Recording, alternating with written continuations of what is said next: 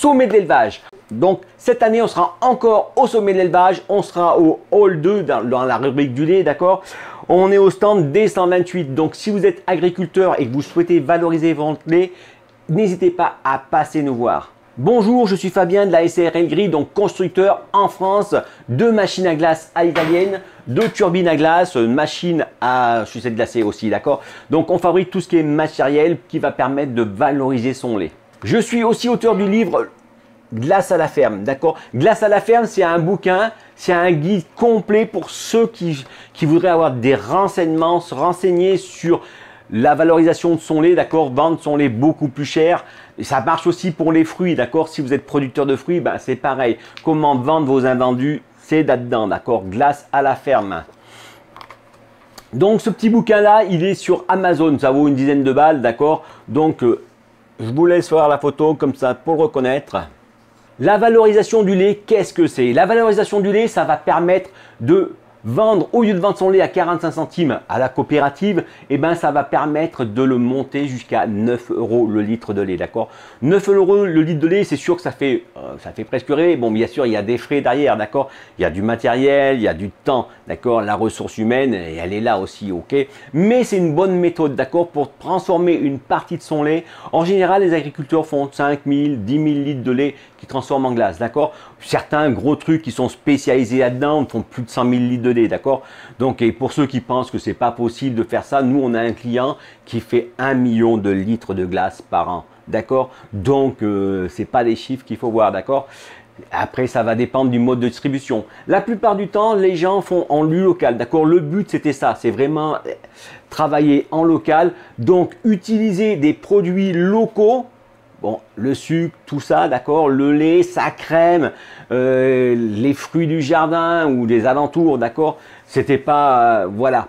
En gros, ça va permettre de travailler localement et de développer une activité parallèle. C'est sûr que quand on est agriculteur, déjà, on n'a pas bien le temps, c'est sûr. Mais voilà, ça, c'est une façon de valoriser son lait qui va vous permettre de dégager du temps, d'accord? Parce que le truc, c'est que tout de suite, vous travaillez, il y a beaucoup d'agriculteurs qui travaillent pour la misère, d'accord? De toute façon, tous ceux qui sont en France travaillent pour la misère, d'accord? À part les autres du dessus là, qui se gavent. Mais voilà, les autres, c'est eux qui payent, d'accord? Rappelez-vous, d'accord? Je vais vous dire un secret, d'accord? En France, il y a 3 types de personnes. Il y a celui qui paye les impôts, celui qui vit les impôts, d'accord? Il y a le crétin, c'est celui qui paye les impôts, mais qui vote pour celui qui vit les impôts.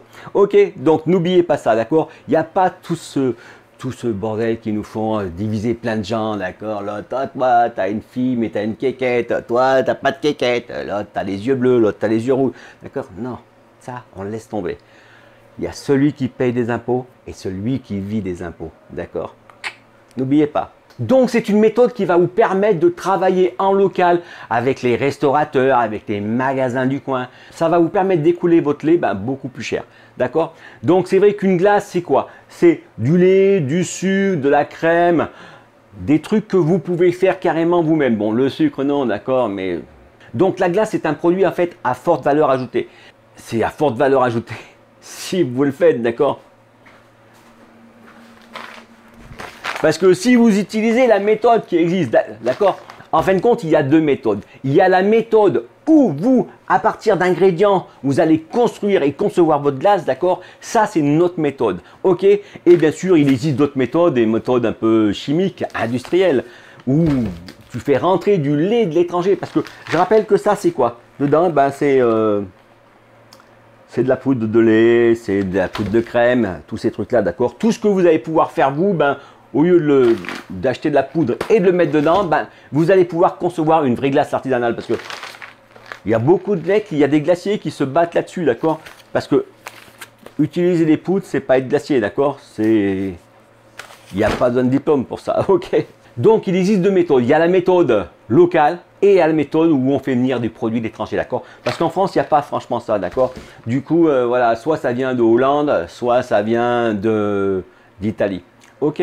Donc, le but, c'est ça. Donc, quel budget on a besoin pour pouvoir lancer un projet de glace à la ferme?